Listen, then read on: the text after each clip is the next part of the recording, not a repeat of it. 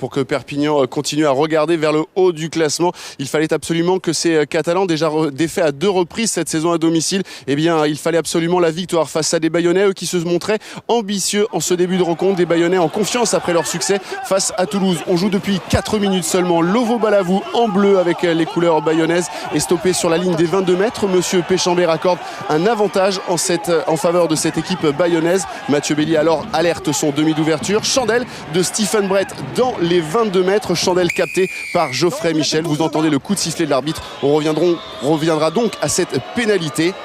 Et Stephen Brett, qui remplaçait dans cet exercice des tirs au but Bustos Moyano, laissé lui sur le banc, ouvre la marque et c'est Bayonne à Perpignan qui mène 3-0. La réaction catalane intervient très rapidement, 3 minutes seulement de jeu après cette première pénalité. Et Thomas Loulou ici qui s'offre un déboulé dans la défense bayonnaise. C'est Joero Kosoko qui finalement le reprend. Nicolas Durand a bien suivi, il va alerter Vautou, mais Vautou est plaqué sans ballon. Là aussi, monsieur Péchambert intervient et offre à James Hook l'occasion d'égaliser. L'ouvreur et le buteur gallois ne se manquent pas, 3 partout entre ces deux équipes.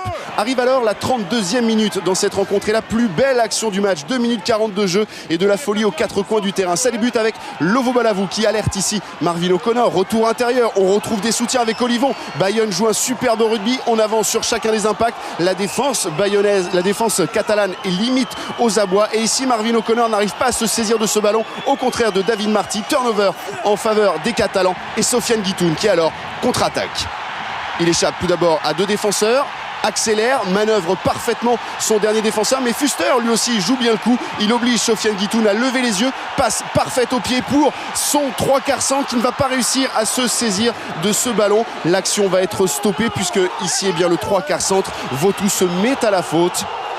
Magnifique action d'essai donc laissée en cours de route pour cette équipe catalane. James Hook, juste avant la pause, retrouve une occasion d'offrir 3 points d'avance à son équipe. Ce ballon s'envole dans les airs. Il y a beaucoup de vent à Aimé Giral et le ballon flirte avec le poteau. Il le touche même. Sofiane Guitoun lui a parfaitement suivi l'action et aplati cet essai au nez et à la barbe de la défense bayonnaise. Coup du sort pour cette équipe de Bayonne qui vraiment avait résisté durant 40 minutes et qui sur la sirène voit ce ballon heurter le poteau et Sofiane Guitoun toujours bien placé, impeccable ici, inscrire ce premier essai. Au ralenti, regardez Sofiane Guitoun, il est à gauche dans l'axe des poteaux, on le voit, il ne quitte pas du regard ce ballon. C'est lui qui sera le premier à pouvoir profiter de ce rebond un petit peu capricieux et permettre donc à son équipe de mener à la mi-temps 10-3.